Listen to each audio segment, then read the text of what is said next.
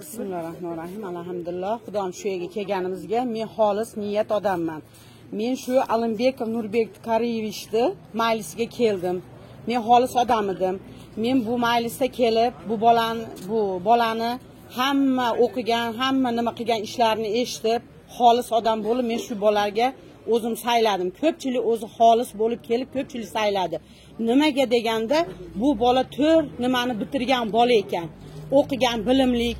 Endi Xudoyim shu bolani suyibdi Allohim. Bu Sadir Jabbarovga shunaqa insonlar kerak edi yoniga. Allohim qo'llab shu bolani ashaga ovordi.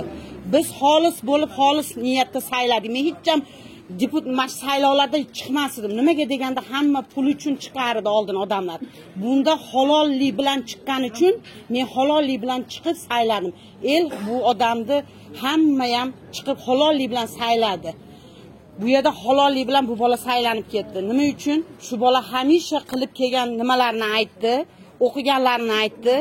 Da kerak bo'lsa yosh inson, shunaqa insonlar bizning kelajagimizga kerakligi uchun hamma insonlar shu kelajagimiz uchun shu insonni sayladi.